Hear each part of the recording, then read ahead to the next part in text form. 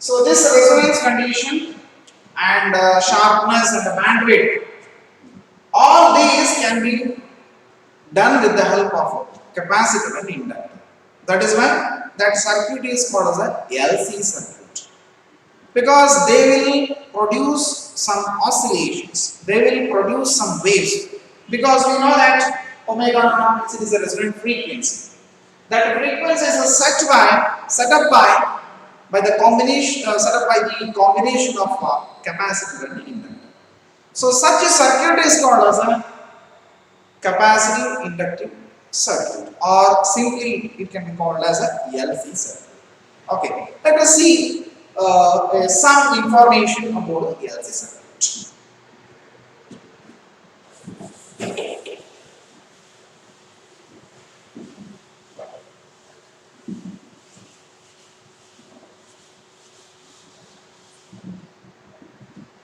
Let me draw the diagram for the LC circuit. It is a very simple, because we already studied about this.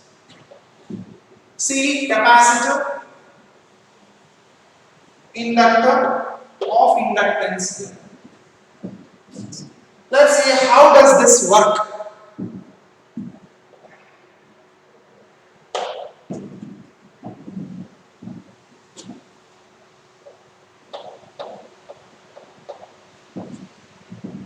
Now, so this is actually LC circuit. So before doing this connection, let's disconnect this capacitor. After disconnecting this capacitor, let's charge it with some source. After charging this capacitor, now the capacitor being completely charged. Once it's completely charged, let's connect it to this circuit. So as soon as this capacitor is connected to any circuit, current will flow from that capacitor. Because initially it is completely charged. Now this has got some path to this makes the current has got some path to move, so that whatever the charge is accumulated here will move through that path. That is why capacitor discharges, means it gives some current. See, let's say here positive charges are deposited over here, negative charges are deposited over the another plate. Once it's connected, the current will flow like this. See, this is the direction, because the current flow from positive to negative. As soon as the current flow through this inductor, an EMF will be developed by this inductor, which is in a direction opposite to the direction of this current, and that EMF induced in a self-inductance coil is called as a back EMF. And current, for a short time, current will increases. As the current increases, back EMF opposes it, and it develops an EMF. And once the charge is completely discharged, then the current gradually decreases. As the current gradually decreases, this inductor will send a current in the direction of current, which opposing the decreasing the current in the circuit. Because according to the Lenz's law, we know that the current in the circuit, EMF induced in circuit always oppose in the change in the magnetic flux that produced it. So this is we understood from Faraday's as well as from Lenz's law. So when the current decreases, this EMF has a create whatever the EMF induced in it will send a current in this direction. Again, what will happen? Again, since it is sending the current in this direction, positive charges will be accumulated over this. So let's say all the EMF induced, because of the induced EMF, current will flow through the circuit, and all the current on all the charges has been deposited over the capacitor. So since the positive charges are deposited over here, negative charges will be accumulated here. So now again capacitor is completely charged. Again this has the electrons have a path to move here. Again this positive charge will move like this in this direction. Again the current will move like this. Again, a back EMF is developed here. Once the capacitor is completely discharged, current gradually decreases. As the current decreases, this whatever the induced EMF gives a current in the direction of this current. Again, positive charges are developed here. So this process continues. So once we have given a little amount of energy to the capacitor, this process continuously runs. So this is about the LC oscillations. Yes. Now let us give a mathematical form to this.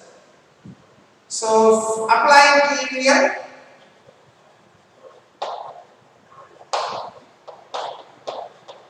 Applying KVL to the loop, what we can write is, if you apply the KVL loop, potential across this capacitor is equal to potential across this, and potential across that inductor is di by dt. It is equal to 0. Then Q by C plus L into minus di by dt.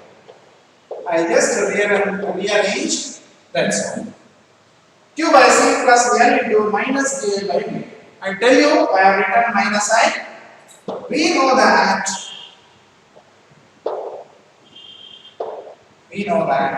I is equal to dq by dt.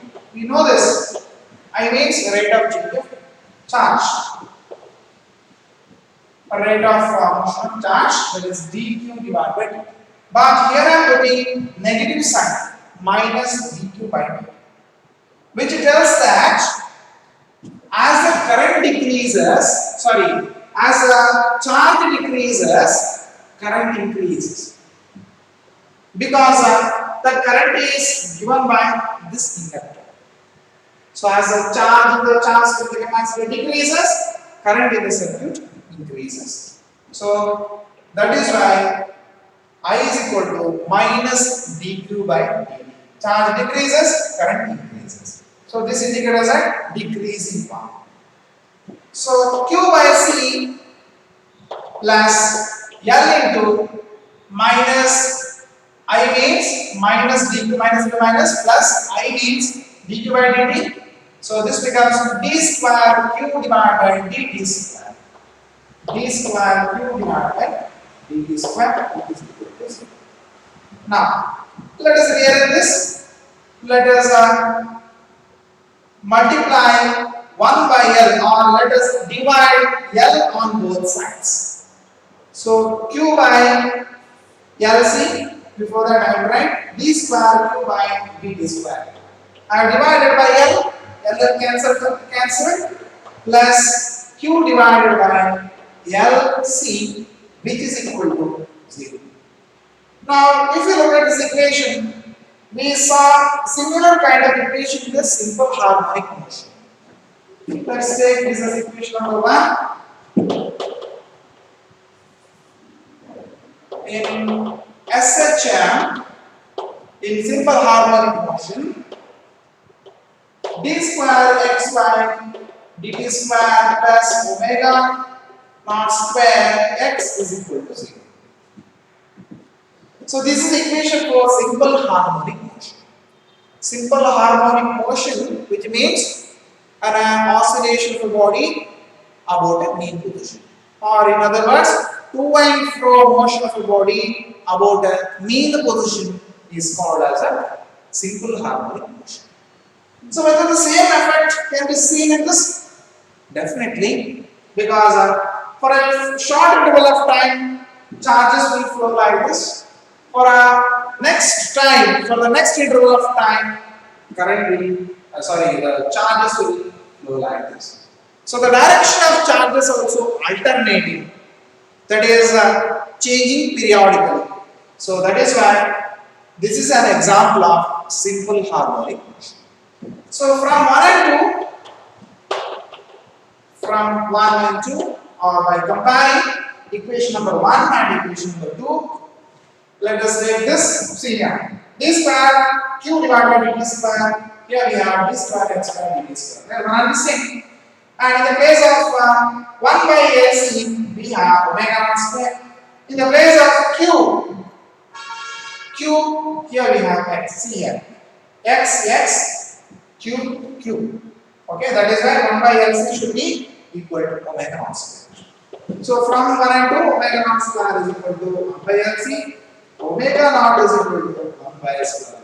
See, this is also an equation for resonant frequency from the LC circuit.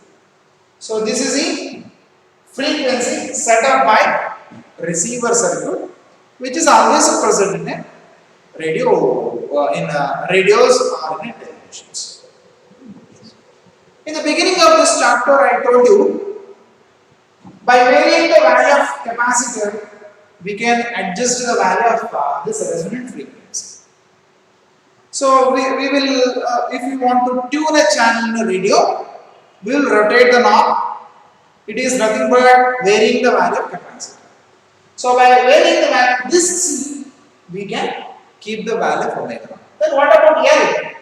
Let's say the value of L is fixed. So by varying the value of C, we can keep any value of omega naught. So if the frequency that is sent by the station and the frequency set by our circuit is one and the same, then we can clearly access that channel. So signal received by us will be so strong so that it is very clear to access the channel. So this is about this concept of LC oscillations.